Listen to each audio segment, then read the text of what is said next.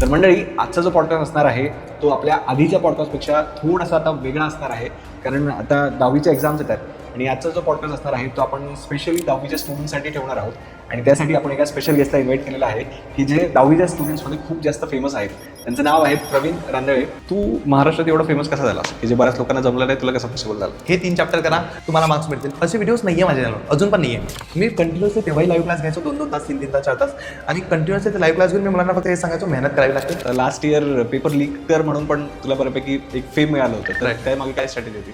मी पेपराच्या आधी दिवशी पूर्ण 6 तास 8 तास बसायचो सर्व पेपर घेऊन आणि ते बघायचो की कोणत्या टॉपिकून क्वेश्चन येतात, काय टॉपिकून क्वेश्चन येतात. आणि सकाळी सकाळी 4 वाजता क्लास घ्यायचो. पण मला सांगतो आता एवढं शिकवतोय, पैसे किती कमवतोय? मी एक स्कूल जॉईन केली होती, तर मला स्कूलमध्ये 6 तास शिकवायचे 8,000 मिळाले. तिथला एका वर्षाचा पगार आता माझा टॅक्समध्ये. आता तू एवढा पैसा कमावला सांगतोय, तर त्यातून काय काय स्वप्न पूर्ण केले? आताच लेटेस्टमध्ये एक रील पण पाहिली होती की तू गाडी पण घेतली आहे, तर त्याबद्दल काय सांगशील? गाडी घेतली नाही, गाडी गिफ्ट केली. आता माझाही खराब टाईम होता, मग त्या खराब टाईममध्ये मला ज्यांनी स्कूटीवर फिरवलंय त्या व्यक्तीला आता गाडी तर बनते ना. आपल्या सगळ्यांना योगेश पाटीलचा नमस्कार. आपल्या सगळ्यांचं स्वागत आहे 10 पट मोठी स्वप्न पाहणाऱ्या नव्या महाराष्ट्राच्या सगळ्यात इन्स्पिरेशनल पॉडकास्टमध्ये, ज्याचं नाव आहे श्रीमंत स्टुडिओ प्रस्तुत श्रीमंत व्हा विथ योगेश पाटील. तर मंडळी, आजचा जो पॉडकास्ट असणार आहे तो आपल्या आधीच्या पॉडकास्टपेक्षा थोडासा आता वेगळा असणार आहे, कारण आता 10वीच्या एक्झाम्स येत आहेत आणि आजचा जो पॉडकास्ट असणार आहे तो आपण स्पेशली 10वीच्या स्टुडंट्ससाठी ठेवणार आहोत. आणि त्यासाठी आपण एका स्पेशल गेस्टला इन्व्हाइट केलेलं आहे की जे 10वीच्या स्टुडंट्समध्ये खूप जास्त फेमस आहेत. त्यांचं नाव आहे प्रवीण रांदळे. तर यांना आपण आज खास 10वीच्या स्टुडंटसाठी या पॉडकास्टमध्ये इन्व्हाइट केलेलं आहे. तर मी आता तुमचा टाईम वेस्ट करत नाही, आपण डायरेक्टली आजच्या या पॉडकास्टला स्टार्ट करूयात. तर प्रवीण, तुझं श्रीमंत व्हा या महाराष्ट्रातील सगळ्यात इन्स्पिरेशनल मराठी पॉडकास्टमध्ये स्वागत आहे. Thank you sir. येस. तर आता 10वीचे एक्झाम्स आहेत, तर मला सगळ्यात आधी सांग की आता फार कमी दिवस उरलेत.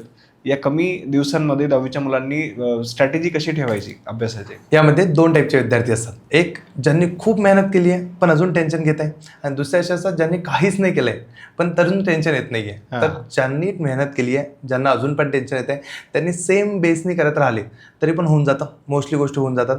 आणि माझं एवढंच म्हणणं आहे की ज्या गोष्टी आतापर्यंत करत आलो त्या सोडायच्या नसतात. कारण बरेच मुलांचं आता एक्झामच्या टाईममध्ये आल्यानंतर कसं होतं माहिती आहे का, खूप जण टेन्शन एवढं घेऊन घेतात की अभ्यास कमी होतो आणि प्रेशर जास्त वाढवतात. ते न करता मोस्टली अभ्यासावर फोकस करा, सिलेबस संपवत घ्या आणि हे करा. आणि बरेचसे मुलं आता हा जे पॉडकास्ट बघतील त्यातील असे आहे की ज्यांचा सिलेबस 20% 30% झालाय, काहीच केलं नाहीये आणि स्टील टेन्शन येत नाहीये. तर त्यांना फक्त एवढं सांगणं आहे, खरं टेन्शन घ्या.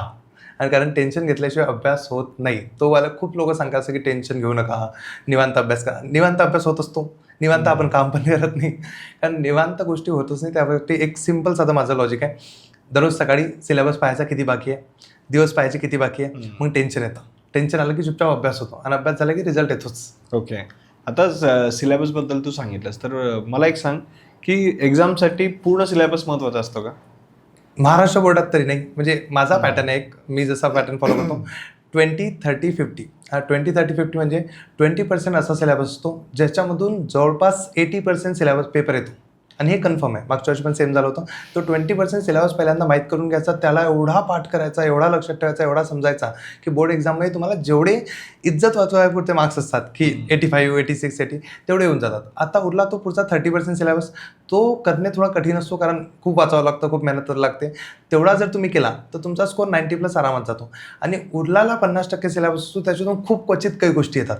मग तो सिलेबस आता ज्यांना असा आहे की नाही मला 97 पाहिजात, 98 पाहिजात, 100च पाहिजात, त्या मुलांनी तो सिलेबस करायचा. म्हणून मला तरी वाटतं की पूर्ण सिलेबस घोकमपट्टी करून किंवा पूर्ण वाचायचा आहे लोड घेऊन असं न करता एक स्मार्ट वेनी सिलेबस समजायचा, ते 20, 30 आणि 50ला डिवाईड करायचा आणि त्यानुसार अभ्यास करायचा.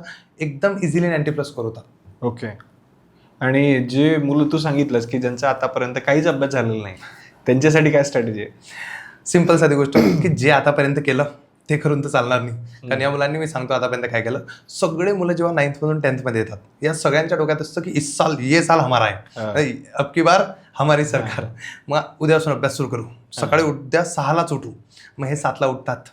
मग यांना असं वाटतं की शिट 1 तास बरबाद झाला आपला, मग आता आजचा दिवस राहू द्या, आपण उद्यापासून अभ्यास करू. यांनी असं करता करता फर्स्ट टर्म घालवली, नंतर करता करता प्रिलिम पण आली, आता एक्झाम एंडपर्यंत आले. या सगळे मुलं आहे ना, आता असं कोणीच नाही आहे की ज्यांना टेन्शन नाही आहे. या सगळ्यांची इच्छा आहे की अभ्यास करायचा आहे. हे सकाळी सुरुवात पण करतात, पण दिवसाचा एंड होतो तेव्हा 4 क्वेश्चन होतात फक्त त्यांचे. मग यांना बेसिक मॉडेल असा असतो की सगळ्यात पहिले समजा की तुम्हाला किती अभ्यास करायचा आहे, तो लिहून काढा एका पेजवरती आधीच्या रात्रीच, की आधीच्या रात्री मला एवढं उद्या संपवायचं आहे. आणि दुसऱ्या दिवशी ह्या ह्या 3 गोष्टीपासून दूर राहायचं. पहिले मित्र. सध्या एक्झाम टाईममध्ये कोणतेच मित्र कामात पडत नाही. जर तुम्हाला कोणी म्हणत असेल की आपण ग्रुप स्टडी करू किंवा आपण मिळून कुठेतरी लायब्ररीत बसून अभ्यास करू, आता नसतो. एक्झाम टाईममध्ये ही गोष्ट खोटी. दुसरी गोष्ट मोबाईल. आता बरेच जण मोबाईलचं कसं आहे की बरेच जण मोबाईलमधून अभ्यास करतो म्हणतात. मग मोबाईलमधला अभ्यास कसा असतो की 1 तास व्हिडिओ पाहायचा, 2 तास रील पाहायच्या, 3 तास चॅटिंग करायची. मग तो वाला अभ्यास काही कामात पडणार नाही, म्हणून तो मोबाईलपासून दूर राहायचा. आणि तिसरं फॅमिली.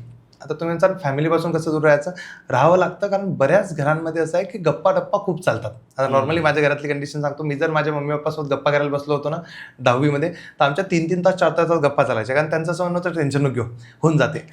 पण टेन्शन तर आपल्यालाच घ्यावं लागणार ना. पण 3 फॅमिलीपासून थोडं दूर राहायचं काही दिवसासाठी, की चला जास्त गप्पा निघायचे, जेवतानाच्या गप्पा बस झाल्या आणि अभ्यासाला बसायचं. या 3 गोष्टी करून जर आपला पॅटर्न फॉलो केला तर ऑटोमॅटिक अभ्यास होतो. यांनी तसंच करायला पाहिजे आता, कारण उरलेच किती दिवस आहे, 10-15 दिवस आणि एक्झामचे 20-30 दिवस, बस संपत आलं सगळं. ओके. आता हे त्यांच्याबद्दल झालं, पण दुसरे पण असे स्टुडंट्स असतात की जे नॉर्मल अभ्यास करतात आणि काही असतात की ते टॉपर असतात की जे आधीपासूनच टॉपर असतात.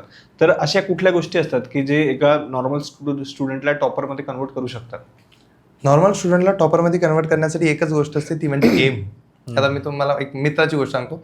आता माझा एक मित्र होता, सूरज म्हणून नाव होतं त्याचं. त्याच्या शेजारी आमची सेकंड टॉपर मुलगी राहायची. तिची आजी याच्या घरी बार यायची की आमची मुलगी तर सकाळी 4लाच उठते, आमच्या मुलीचा सगळा सिलेबस झाला, आमची बाई तर रात्री 12 लोक अभ्यास करते, याच्या घरचे याचं जिना हराम करून ठेवत होते. आता त्याचं मोटिवेशन होतं असं होतं की मला काही झालं चालते, या मुलीपेक्षा 1 मार्क जास्त पाहिजे.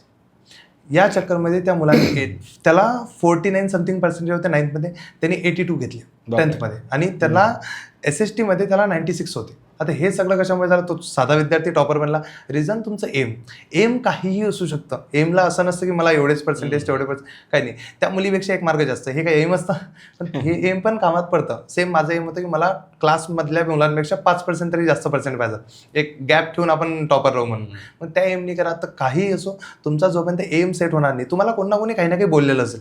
तुमची मम्मी बोललेली असेल, पप्पा बोललेले असेल, तुमच्या नातेवाईकामधलं कोणतरी बोललेलं असेल, तुमच्या स्कूलमध्ये काहीतरी कोणी बोललेलं असेल, एखादा टीचर बोललेला असेल, त्याचं मनावर घ्या. म्हणजे असं नका करू की बेशरम, काही टेन्शन नाही, काय लोड नाही. तसं नाही. एखाद्या शिक्षकांचं खरं मनावरती घ्या. ते नसतं का जिमला जातात लोक ब्रेकअप झाल्यानंतर, तसं माझं म्हणणं आहे की कोणातरी शिक्षकांचं मनावर घ्या की हा मला बोलला होता, आणि मनावर घेऊन अभ्यास करा. टॉपर त्याच्याशिवाय एल्या जात नाही. जे नॉर्मल विद्यार्थी आहे ना, त्यांचं फक्त एकच गोष्ट आहे, ते मनावरच नाही घेत.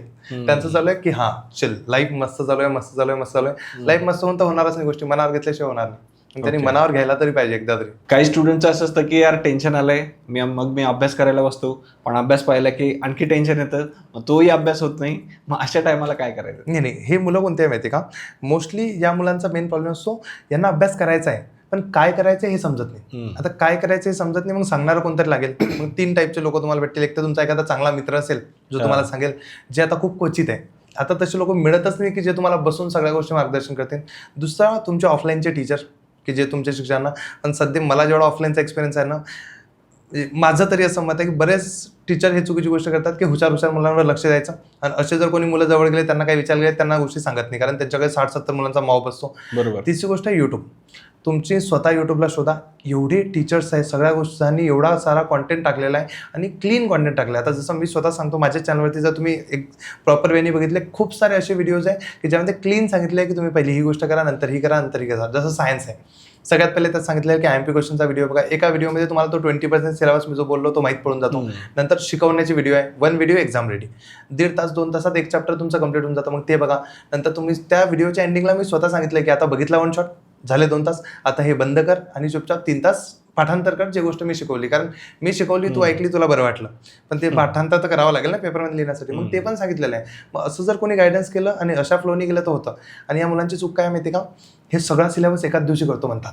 म्हणजे आपल्याला कसं वाटतं, आता जर आपण या ज्या फील्डमध्ये युट्यूबला, जर आपण असं म्हटलं असतं की एका महिन्यात मला 1 लाख करायचे आहे, एका 2 महिन्याच्या आतमध्ये मला 1 करोड करायचे, नाही होत ना. आपण हे टाईमलाईन घ्यायला मुलं तयारच नाही आहे. या मुलांचं असं म्हणणं, सर 1 दिवस सांगा, एका दिवसात पूर्ण मॅथ संपवा. कसं पॉसिबल आहे? कारण एवढ्या गोष्टी नाही होत. त्या मुलांना एक टाईमलाईन ठरवायला लागेल की 7 दिवसात मला सर्व सब्जेक्ट थोडे करायचे आहे आणि हे पूर्ण सिलेबस संपवायचं आहे. त्याच्याशिवाय होणार नाही. तर मग तर मी सांगतो, बरेचसे मुलं, आता मला कालच एका मुलाचा कॉल आला होता की सर माझा सर्व सिलेबस बाकी आहे, मी काय करू, मी यावर्षी पेपर देत नाही, मी पुढच्या वर्षी देईन. काय लॉजिक आहे की मी यावर्षी? म्हटलं ही 10वी आहे, 10वीचा अभ्यास तू 7 दिवस केला तरी सिलेबस संपतो. मला सांग, तू 7 दिवस अभ्यास केला का? तो म्हणे नाही सर. म्हटलं तुला टेन्शन कधीपासून येऊन राहिलं? म्हणे 1 महिन्यापासून. म्हटलं 1 महिन्यात तुला किती चॅप्टर केले? म्हणे काहीच नाही. म्हटलं हे काय टेन्शन आहे? हे कोणतं टेन्शन आहे की ज्याच्यामध्ये तुम्ही काहीच करत नाही? म्हटलं बाळा आज रात्री बस आणि एक चॅप्टर सुरू कर, याचं पहिलं त्याचं पहिलं आणि निवांत सॉल्व्ह कर. एक चॅप्टर होत नाही तोपर्यंत दुसऱ्याला हात लावू नको. आणि तू म्हटलं फक्त 3च चॅप्टर कर 7 दिवसात.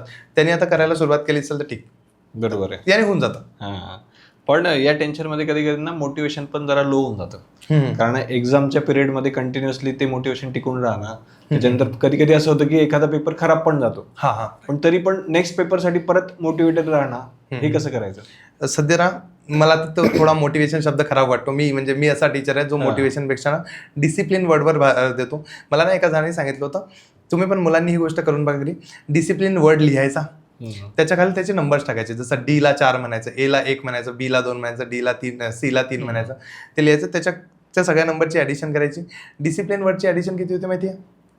100. ओके. तर सेम गोष्ट आहे की तुम्ही डिसिप्लिन फॉलो करा, तुम्हाला 100% सक्सेस मिळेल. पण तुम्ही जर त्या मोटिवेशनच्या नादात लागले तर तुम्हाला सांगतो, तुम्ही कुठं ना कुठं काय होईल, तुम्ही अप जासाल, सडनली डाऊन येसाल, अप जासाल, डाऊन येसाल. सिम्पल साधी गोष्ट आहे. ओव्हरऑल एम काय, मला चांगले पर्सेंटेज आले पाहिजेत. मग एक पेपर खराब गेला, तो बेस्ट ऑफ 5 मध्ये जाईल. तो बेस्ट ऑफ 5 मध्ये गेला तर बाकी सब्जेक्ट तर चांगले होतील. म्हणून ती गोष्ट डोक्यात गोष्ट असली पाहिजे. अजून मुलांचा ना हे खूप मोठा इश्यू असतो की एक पेपर म्हणतो आपण, काही मुलांना तर एवढं असतं की एक क्वेश्चन खराब गेला की त्यांचा पूर्ण पेपर खराब होत जातो. ते लिहितच नाही, त्यांना असं वाटतं की गेले मार्क्स. साधं सिम्पल गोष्ट आहे. ओव्हरऑल एम काय, चांगले पर्सेंटेज. मग आपण 100 तर काही म्हटले नव्हते, मग ते जो एक कटला 4 मार्क्स, तो 1% कटला, जाऊ द्या 99 तर घेऊ. मग त्या एमनी काम करायचं की जे आहे ते सगळं चांगलं आहे, फक्त अभ्यास करत पुढे जायचं. ओके. आणि पेपर सॉल्व्ह करताना काही अशी स्पेसिफिक स्ट्रॅटेजी आहे का की जी युजफुल ठरू शकते? आता ही बरेच आम्ही स्वतः युट्यूबला व्हिडिओ बनवतो तसे की एक्झाम स्ट्रॅटेजी, तोडफोड, एक धुरांधर एक्झाम स्ट्रॅटेजी. मी खरं सांगतो, हे मला 10वीचा पेपर देत आहे आणि 10वीच्या पेपरमध्ये फक्त एवढी स्ट्रॅटेजी असते, वाचून जायचं, लिहून यायचं, संपलं. काहीच एवढी स्ट्रॅटेजी नसते की नाही पहिले हे क्वेश्चन करायचे, ते करायचे. कारण मुलांना ना ते काय माहिती, कोण ते जेई नीट सारखी फिलिंग घेतात मुलं डायरेक्ट की एक्झाम, बोर्ड एक्झाम म्हणजे युद्धावर चालू. सिम्पल स्ट्रॅटेजी आहे. पहिल्या दिवशी पूर्ण अभ्यास करून जा, गेल्यानंतर पूर्ण पेपर लिहिण्याचा प्रयत्न करा. जेवढा जास्तीत जास्त चांगला लिहिसान तेवढा लिहा, घरी या, संपलं. तरी मार्क्स खूप छान येतात. ओके. आणि आता बरेच वेळेस मॉक पेपर्स पण होतात. आता बरेच प्रिलिम्स वगैरे मुलांनी दिलेली असते. कधी कधी असं होतं की त्यांना स्कोर थोडासा कमी येतो, त्याच्यामुळे थोडासा कॉन्फिडन्स कमी झालेला असतो. मग त्या स्टुडंटसाठी काय टिप्स वगैरे? एक टिप्स मी स्वतः सांगितल्यापेक्षा त्यांनी स्वतः सिनियरला विचारायचं. तुमच्या स्कूलमधले कितीही सिनियर पकडा, त्यांना विचारा म्हणा प्रिलिममध्ये किती आले होते आणि बोर्ड एक्झाममध्ये किती आले होते. प्रत्येक मुलगा ज्याचे 50 ते 70च्या मधात प्रिलिममध्ये असतील त्याचे 20% वाढलेले असतात. दरवर्षी बोर्ड एक्झाममध्ये 20% वाढतात. त्याचे 2 रिझन. पहिलं, प्रिलिमच्या टाइमला अभ्यास झालेला नसतो. दुसरं रिझन असं, प्रिलिमचे पेपर कठीण असतात, बोर्ड एक्झामचे तेवढे कठीण येत नाही. बोर्ड एक्झामचे पेपर खूप स्ट्रक्चर्ड पॅटर्नमध्ये आहे. आज सांगितलं आहे की उद्या पेपर काय येतो म्हणून त्यामुळे ते एवढ्या स्ट्रक्चर पॅटर्नमध्ये असतात की सगळ्यांचे 20% वाढतात. आता जर तुम्हाला एवढं माहितीच आहे सगळ्यांचे 20% वाढत आहेत, मग टेन्शन घेतल्यापेक्षा तुम्ही काम करणं सुरू करा, 20% तुमचेही वाढतील. बरोबर आहे. आता थोडंसं आपण एक्झामच्या पॅटर्न बद्दल, पेपर बद्दल बोलूयात. आता लास्ट इयर पेपर लीक कर म्हणून पण तुला बऱ्यापैकी एक फेम मिळालं होतं, तर त्या मागे काय स्ट्रॅटेजी होती?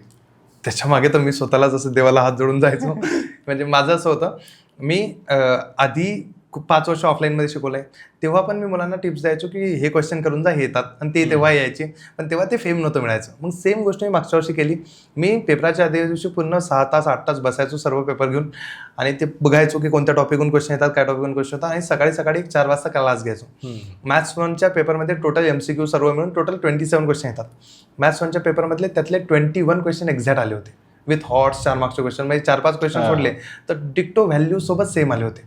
आणि त्यानंतर मग मुलांनी ते डोक्यावर घेतल्यासारखं केलं की पेपर लीक. सेम गोष्ट मॅथ्स 2 सोबत झाली, सायन्स 1 सायन्स 2. माझं तर असं होतं की मला काही करून शिकवायचं आहे, पण मी तो 20वाला सांगितलं ना, अजूनही ती सेम गोष्ट आहे की 20% सिलेबसमधूनच पूर्ण पेपर निघतो. आणि महाराष्ट्र बोर्डचा पेपर तर पूर्ण स्क्रिप्टेड सारखा असतो. इव्हन मी युट्यूबला व्हिडिओ पण टाकलेले आहे. आजही मुलांना विचारलं की सांगा क्वेश्चन नंबर 2 मध्ये कोणता क्वेश्चन आहे, तो सेम येतो. मागच्या वर्षी हे झालं होतं. एक किस्सा होता. मी मॅरेथॉन घेत होतो, एक क्वेश्चन होता, मग मी जस्ट तिथं म्हटलं की टॅन थिटाची व्हॅल्यू 30 डिग्री, उद्या पाहून घ्या, क्वेश्चन नंबर 1 मधल्या 3 मध्ये हा क्वेश्चन दिसेल तुम्हाला. तो तिथंच आला होता. आणि मी म्हटलं पण होतं मुलांना की म्हटलं हा जर उद्या तिथं क्वेश्चन आला तर फक्त कोणी डाऊट नाही घ्यायचा की सरांजवळ पेपर होता म्हणून. आता ते कसं आहे, मी आता मलाही माहिती आहे ना, आपण युट्यूबला काम करतोय, हा जर बरोबर. क्वेश्चन नाही आला तर कोणी लक्षात नाही ठेवणार, पण आला तर लक्षात ठेवला. आणि तो क्वेश्चन तिथं ना 2 वेळेस आला होता.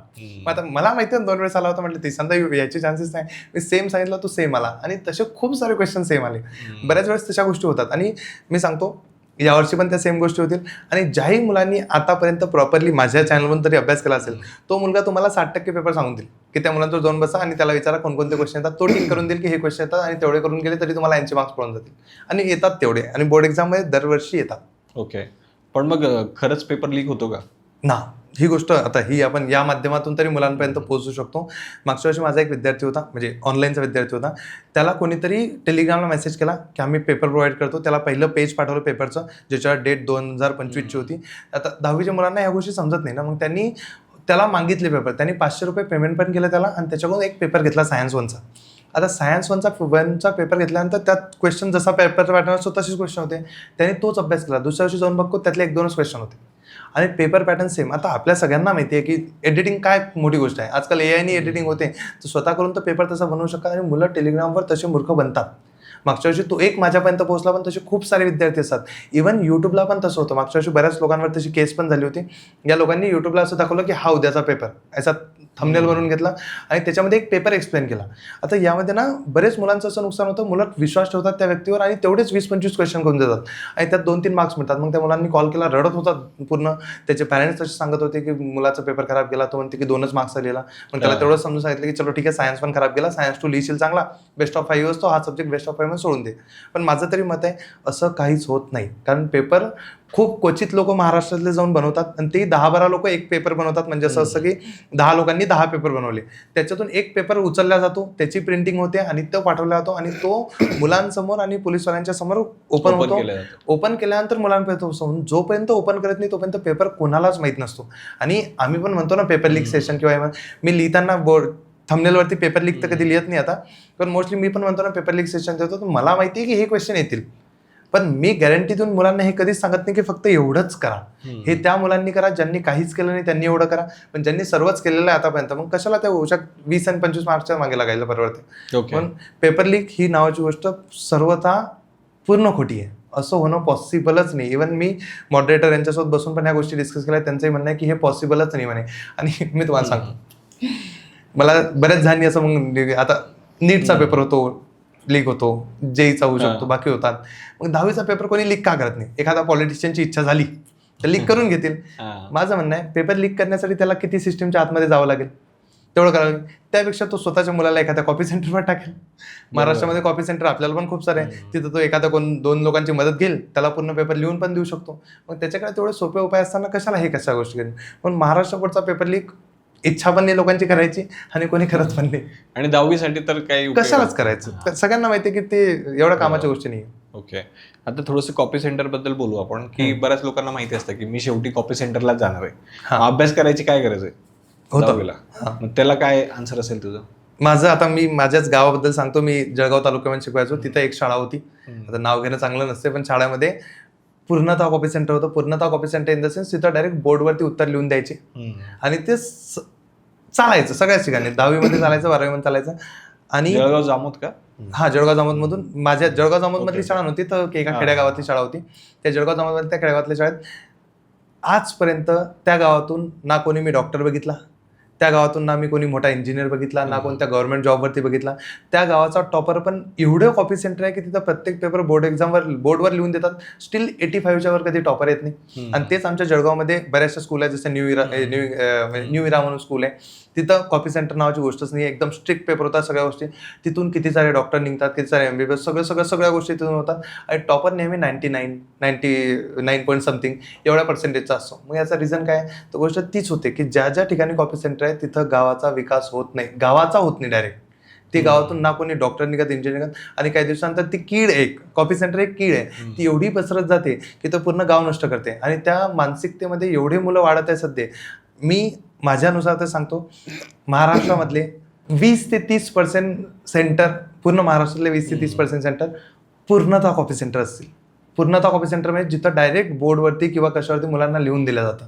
आणि उरलेले 20 ते 30% हे सपोर्टिव्ह कॉपी सेंटर असेल की तुम्ही करा तुमचं, आम्ही काही तुम्हाला काही म्हणणार नाही. आणि 30 ते 40% शाळा अशा उरल्या असतील की जिथं स्ट्रिक्टली होतं आणि त्याच शाळेचे निकाल येतात, त्याच शाळेचे मुलं जाऊन पुढे जाऊन JEE नीट ह्या गोष्टीमध्ये पडतात. नाही तर कॉपी सेंटर तिथंच संपतात, ते मुलं तिथंच आहे अजून पण. ओके. आता एक जर फनी क्वेश्चन विचारतो मी, की बऱ्याच लोकांना असं वाटतं की यार मी ते 100% पेपर कॉपी करूनच लिहिलाय, हां. लाईन टू लाईन लिहिले तरी मला आउट ऑफ मार्क मिळतील का समजा, जर मी तसं नाही. लिहिलं? तर तुम्हाला मी सांगतो ना, आता मला आमच्या गावाकडे कसं आहे माहिती का, मला असं एका शाळेवाल्यांनी बोलावलं होतं की सर तुम्हाला ना 12वीचा पेपर लिहिता येतो, कारण तुम्ही 12वीला शिकवता मॅथ्स, कारण 12वीचा पेपर बिना गाईडमधून पाहून लिहिणं खूप कठीण गोष्ट आहे. तर मला ते म्हणत की आम्ही तुम्हाला 10,000 रुपये देतो, तुम्ही आमच्या मुलांना बोर्डवरती हा पेपर लिहून द्या. मग आता तिथं मन नाही म्हणतं ना आपलं, की यार गावाकडे छान पैसा येतो ऑफलाईन मधून, म्हटलं या 10,000 साठी मी कशाला नाव खराब करू माझं. म्हटलं नाही, म्हटलं मी ह्या गोष्टी तर काही करणार नाही, म्हटलं म्हणजे या गोष्टी. पण ते तसे लोक शोधत होते की लिहून द्यायचे. मग त्यांनी मला सांगितलं की सर मी पूर्ण पेपर नाही लिहून द्यायचा, मुलांना असं वाटलं पाहिजे की पूर्ण पेपर लिहून दिला, पण मधात तुम्ही क्वेश्चन चुकवायचे म्हणे, यांनाच कुठं समजते म्हणे क्वेश्चन चुकले की बरं. अरे वा, ते मुलांना पूर्ण खात्री येतात की तुम्ही पूर्ण लिहिला, पण ते टीचरलाच माहिती असते की अर्धे क्वेश्चन चुकवायचे आपल्याला, की जेणेकरून मिळतील नाही. कारण जर समजा त्यांनी पूर्ण बोर्डवर लिहून दिला, सगळ्यांना आउट ऑफ मिळाले, दुसऱ्या दिवशी इन्क्वायरी बसेल ना. पण त्यांना असं म्हणणं की सगळे पास झाले पाहिजेत, टॉपर कोणीच नाही आलं पाहिजे. मग या चक्करमध्ये ते पूर्ण शाळा बरबाद होते. पण आउट ऑफ निवडत कॉपी. आणि तुम्हाला काय वाटते ते आता कॉपी सेंटर आपण ना, जर समजा जिथं कॉप्या चालतात, आता आपल्या टाइममध्ये पण खूप सारे मित्र आपले करायचे, हे काय करतात, एक गाईड घेतात छोटीवाली, ती जग सगळ्यात छोटी येते ती वाली गाईड घेतात, त्याचे 5 पेजेस पडतात, इकडे लपू दे तिकडे लपू दे. 2 तासाच्या पेपरमध्ये हे किती ठिकाणच्या कॉप्या काढून क्वेश्चन लिहित असतील. मी जेव्हा मुलांना विचारतो ना, हे मुलं लिहितात 5 क्वेश्चन 6 क्वेश्चन, 27 पैकी 5-6 क्वेश्चन लिहितात, यांना 12 ते 15 मार्क्स मिळतात. आणि हे मुलं खुश असतात की मी पूर्ण पेपर लिहून आलो, पूर्ण कॉप्या चालल्या. कारण यांची आशाच ती होती ना, 40-50 पैकी जर मी 15-16 मार्क्स लिहितो तर हे खुश असतात. हेच मुलांना, साध्या मुलांना सांगा, जो हुशार मुलगा असतो ना, मागच्या वर्षी तर एवढे सारे कमेंट्स आहे की सर माझा 1 मार्काचा MCQ चुकला, मी मॅथ्स 2 मध्ये, मी ती स्वतः चुकी ऍक्सेप्ट करतो, मॅथ्स 1च्या पेपरमध्ये माझा पूर्ण 38 मार्क्सचा म्हणजे पूर्ण पेपर आला होता. एक MCQ असा होता जो मी शिकवलाच नाही आणि तो एक्झाम मध्ये आला. मला 6,000 कमेंट आहे समथिंग त्या व्हिडिओ झाले, 3,000 तर हे आहे सर तुम्ही तो MCQ घेतला आणि तो आमचा चुकला. ते 39 आलं त्याची खुशी नाही आहे त्यांना तो एक चुकला त्याचं दुःख आहे, आणि त्याचं ब्लेम पण मलाच करतात ते, की तू न घेतला नाही तो क्वेश्चन, नाही तर आला असता. त्या मुलांचा ही मानसिकता झाली असते, कारण ते मुलं सगळे टॉपर मुलं होती. मग त्यांना तो 1 मार्क जाण्याचं दुःख आहे. आणि कॉपीवाल्यांच्या मुलांचं कसं असते, 1 मार्काचंही पाहून लिहिलं तर ते खुश असतात. म्हणून कॉपी करून जास्तीत जास्त किती मार्क्स पडतात मी सांगतो. जर शाळेत खूप कॉप्या चालल्या, खूप म्हणजे की मुलांची जेवढी इच्छा होती त्यापेक्षा जास्त, 80-85 मार्क्स खत झाली, 80-85 त्याच्यापेक्षा जास्त नाही. आणि जर ठीकठाक कॉप्या चालल्या तर 55-60 मार्क्स. आणि जर कॉपी चालली नाही एखाद्या पेपरमध्ये तर मग जुलीची परीक्षा. ओके. कारण मार्चमध्ये निघाला नाही, आता जुलैमध्ये द्यावंच लागेल. बरोबर. ते तेव्हा कॉप्या करतात. ओके. आता थोडंसं तुझ्याबद्दल बोलूयात. एक्झाम बद्दल आपण बरंच बोललो. तू महाराष्ट्रात एवढा फेमस कसा झालास की जे बऱ्याच लोकांना जमलं नाही, तुला कसं पॉसिबल झालं? हे तर म्हणजे आता देवाची कृपा म्हणा थोडी. कारण एक पहिलं कारण होतं त्याचं मेहनत. तुम्हाला माझ्या चॅनलवरती ना असे बरेच व्हिडिओ, आता खूप टाईपचे युट्यूबर्स असतात, खूप टाईपचे शिक्षक असतात. माझ्या चॅनलवरती मी 1 वर्ष जवळपास मला 6 महिने लागले 1,000 सबस्क्राइब गेन करायला. तोपर्यंत मी कोणताच असा व्हिडिओ टाकला नव्हता स्ट्रॅटेजी बेस्ड, की how to become topper in 2 days, किंवा हे क्वेश्चन, हे 3 चॅप्टर करा तुम्हाला मार्क्स मिळतील. असे व्हिडिओज नाहीये माझ्या चॅनलवर, अजून पण नाहीये. मी कंटिन्युअसली तेव्हाही लाईव्ह क्लास घ्यायचो 2-2 तास, 3-3 तास, 4 तास. आणि कंटिन्युअसली ते लाईव्ह क्लास घेऊन मी मुलांना फक्त हेच सांगायचो, मेहनत करावी लागते, याच्याशिवाय पर्याय नाही, मेहनत करावी लागते, याच्याशिवाय पर्याय नाही, मेहनत करावी लागते. आणि ती गोष्ट ना मुलांना सुरुवातीला नाही समजत, पण ते करता करता करता करता मी मेहनतीला ती वाढवत गेलो. मला 2 तासाची सवय, 3 तास, कारण कॅमेरासमोर शिकवणं खूप कठीण आहे. मग 1 तास, 2 तास, 3 तास, मी एकदा मॅरेथॉन घेतलं 12 तास. आणि ते मुलांना पचलं, म्हणजे की 12 तास मुलं बसले. आणि त्यानंतर मग एवढं नाव झालं की आज मुलं ते मॅरेथॉन किंग म्हणून करतात, की आज आपल्या मॅरेथॉनला खूप व्हॅल्यू आहे. की जर मी 12 तास 14 तास उभा राहून शिकवतो तर मुलं बसतात 1000-1200. एक टाइम असा होता की एक्झाम टाइममध्ये सकाळी 4 वाजता 22,000 मुलं लाईव्ह क्लासला होते. बापरे. मॉर्निंग 4ला 22,000 खूप मोठा नंबर आहे माझ्यासाठी, कारण माझ्या गावाची लोकसंख्या पण तेवढी नाहीये. 22,000 खूप मोठा नंबर, खूप मोठा नंबर आहे. आणि ते मुलांचं प्रेम मिळण्याचं कारण असं होतं, मी रात्री 12 पर्यंत क्लास घेतलाय, सकाळी 4 वाजतापासून रात्री 12 पर्यंत. दुसऱ्या दिवशी परत 4 वाजता क्लास घ्यायला सुरुवात केलाय, परत तो रात्री 12 पर्यंत चाललाय, दुसऱ्या दिवशी परत घेतलाय, असं 10 दिवस कंटिन्यू शिकवलंय. आणि हे त्यांनाही माहिती होतं की आपले पॅरेंट्स पण आपल्या जेवढा टाइम बसू शकत नाही जेवढा टाइम हा व्यक्ती बसतोय, आणि ज्याच्यामुळे त्यांना खरंच फायदा झाला. त्यानंतर मुलांचं प्रेम तर एवढं होतं की आज मला स्वतः सेलिब्रिटी टाईप मला फील येतो. कारण त्या गोष्टी होतात ना, एकदम मुलं फोटो काढायला येतात, अचानक ते असं होतं की सर आम्ही तुमचे खूप मोठे फॅन आहे. फॅन हा शब्द ऐकण्यासाठीच तर आपण काम करतोय की आम्ही तुमचे फॅन आहे. कारण बरेच लोक म्हणतात की नाही आम्ही शिक्षक आहे. मी तर फेमस व्हायसाठी चालू होतो की मला शिकवायचं आहे, मुलांचं भलं झालं पाहिजे आणि ती गोष्ट माझा तर काही फायदा असला पाहिजे. आणि मग माझा फायदा मला एकाच गोष्टी समजतो की मला मॅक्झिमम मुलांपर्यंत पोहोचायचं आहे. आणि त्यांनी मला म्हटलं की सर माझ्या म्हणजे तुमच्यामुळे माझं काहीतरी भलं झालं आहे, ते ऐकण्यासाठीच हे काम सुरू आहे. आणि ते मुलांकडून मी एवढं ऐकलं आणि ते मुलांनी एवढं मनावर घेतलं की आज जर माझ्याबद्दल बी कोणी काही बोलतं इकडे तिकडे, तर मुलं तिकडे जाऊन शिव्या द्यायला लागतात की याला काही नाही म्हणायचं, हा माणूस आमचा आहे. प्रेम मिळतं मुलांचं. आता प्रवीण, तू आधी ऑफलाईन पण काम केलंय आणि आता तू ऑनलाईन खूप चांगल्या पद्धतीने काम करतोय, तर दोघांचा एक्सपिरियन्स तुझा कसा आहे? ॲज अ टीचर मला तर ऑनलाईन छान आवडत आहे. रिझन कारण मी ऑफलाईनमध्ये माझ्याकडे 600-700 मुलं होते पूर्ण 5वी पासून 12वी पर्यंतचे. आता फक्त 10वीचेच माझ्याकडे सध्या ॲक्टिव्ह सबमध्ये 1,90,000 मुलं आहे. तर ऑनलाईन तर छान आहे कारण तुम्ही सर्व मुलांपर्यंत पोहोचता. पण जर स्टुडंट पर्स्पेक्टिव्हने जर बोलायला गेलो ना, तर आता ऑफलाईन बेस्ट आहे ज्यांच्याकडे अवेलेबिलिटी आहे, आणि ज्यांच्याकडे अवेलेबिलिटी नाही आहे त्यांच्यासाठी ऑनलाईन बेस्ट आहे. याचं एक साधं सिम्पल एक्झाम्पल, आता जर माझं गाव बघितलं, त्या गावामध्ये जर क्लासेस बघितले, एखाद्या मुलाला जेई किंवा नीट किंवा CET करायची आहे, क्लासेसच नाही आहे लागलं तर क्लासेस, पण ते त्या लेवलचं एज्युकेशन प्रोव्हाइडच करत नाही की मुलं चांगल्या ठिकाणी पोहोचतील. मग त्या मुलांनी काय करायला पाहिजे, त्यांनी ऑनलाईन शिकायला पाहिजे. आता तेच पुणेसारख्या सिटीमध्ये आहे, आणि पुणेसारख्या सिटीमध्ये तुमच्याकडे पैसा अवेलेबल आहे, तुमच्याकडे पैसा आहे आणि तुमच्याकडे आजूबाजूला खूप सारे कोचिंग क्लासेस बेटर याच्यात अवेलेबल आहे.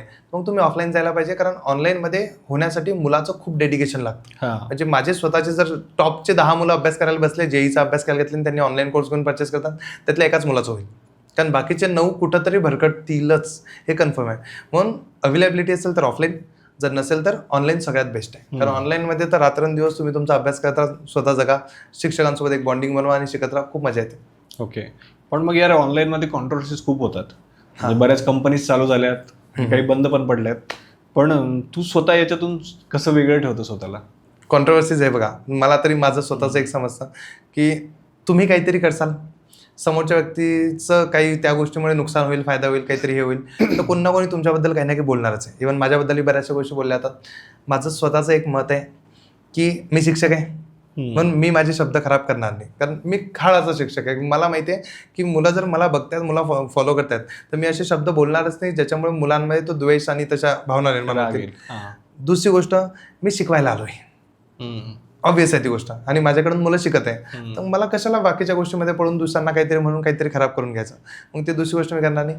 आणि तिसरी गोष्ट, ग्रोथ होत आहे तर ऑटोमॅटिकली काही ना काही गोष्टी होतील, आणि जर काही गोष्टी होत आहे याचा अर्थ तुमचा ग्रोथ होत आहे. तर मी आधी 8-9 महिने शिकवलं, 1 वर्ष शिकवलं जवळपास ऑनलाईनमध्ये. माझ्याबद्दल कोणीच काही बोललं नाही, कारण मला माहिती आहे तेव्हा ग्रोथ होत नव्हती. आता माझ्याबद्दल खूप काही लोक बोलत आहे, म्हणजे मला माहिती आहे ग्रोथ होत आहे. ग्रोथ होत आहे तर कशाला टेन्शन घ्यायचं, स्वतःच काम करत राहायचं. जर कोणी काही म्हटलं ही गोष्ट की या गोष्टीची ही चुकीची आहे, हे करत आहे, माझं काम आहे, मी करतोय, मला काही घेणं देणं नाही. आणि मला क्लीन कॉन्टेंट ठेवायची सवय आहे, म्हणून माझ्या चॅनलवर तुम्ही कधीही जा, क्लीन कॉन्टेंट असतो. टीचिंग. इव्हन आज पण मी आता इथं आलोय, आता सकाळी मी 4 तासाचा क्लास घेतलाय, घरी जाऊन मी परत 6 तासाचा क्लास घेईल. मग ह्या गोष्टी कंटिन्यू कराव्याच लागतात. लक्ष नाही द्यायचं, असं करायचं की तुम्ही तुमच्या जगा, मी माझं जगतो, मी चालतोय. बरोबर आहे. पण मला सांगतो, आता एवढं शिकवतोय, पैसे किती कमवतोय? म्हणजे टीचिंग फील्डमध्ये खरंच किती पैसा आहे? लोक म्हणतात खूपच पैसा आहे, आणि ऑनलाईनमुळे तर खूपच जास्त आहे. मी मागच्या वर्षी जेव्हा इथं आलो होतो, मी सर्व गावाकडचे ऑफलाईन कोचिंग बंद करून आलो, तिथे चांगला पैसा यायचा.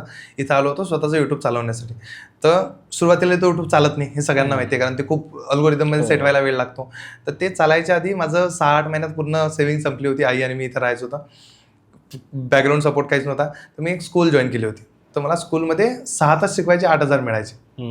मग मी तिथं पण काम केलंय, कारण कसं आहे, तिथून पैसा येतोय, काहीतरी काम. माझा असा प्लॅन होता की त्या स्कूलमधून ऑफलाईन मुलं येतील, ऑफलाईन कोचिंग क्लास सुरू करू, त्या सपोर्टने हे चालू. तसा विचार करा समजा की त्या टाइमला मी 8,000 मध्ये काम केले. तिथल्या 3.5 वर्षाचा पगार मला महिन्याला येतो. विचार करा की एवढा मोठा येतो, आणि ती खूप मोठी गोष्ट आहे आपल्यासाठी. गावातून आलोय आपण, आणि खरं तर चांगल्या शिक्षकांची गरज पण आहे. खूप म्हणजे पैसा पण येतो, आणि बऱ्याच मुलांचंही भविष्य चांगलं होतं. त्यांनाही म्हणजे महाराष्ट्रामध्ये चांगलं आपण काहीतरी कार्य करू शकतो शिक्षणाच्या माध्यमातून, ती पण एक चांगली गोष्ट आहे. येस, तर बऱ्यापैकी पॉडकास्ट तर झालाय, पण तरी शेवटची ॲडवाईस जर तुला स्टुडंटसाठी काही सांगायची असेल की आता एक्झाम जवळ आल्यात, तर त्याच्यासाठी तू काय सांगशील कॅमेऱ्यात बघून? एक पहिली गोष्ट, सेट द एम, त्याशिवाय काही होणार नाही. दुसरी गोष्ट, make a plan, follow with discipline. ह्या 3 गोष्टी करा, सक्सेस 100% भेटणारच. येस, तर थँक्यू सो मच प्रवीण की तू इतक्या लांबून आमच्या स्टुडिओमध्ये आलात. इतक्या बिझी स्केड्यूलमधून पण टाईम काढून तू स्पेशली स्टुडंटसाठी हा पॉडकास्ट रेकॉर्ड केला, म्हणून खरंच थँक्यू सो मच. आणि तुझ्या पुढच्या जर्नीसाठी आमच्या श्रीमंत परिवाराकडून तुला खूप खूप शुभेच्छा. Thank you so much. आणि तुम्हाला पण आपला पॉडकास्ट हा सगळे सक्सेसफुल हो येस हीच अपेक्षा आहे. येस.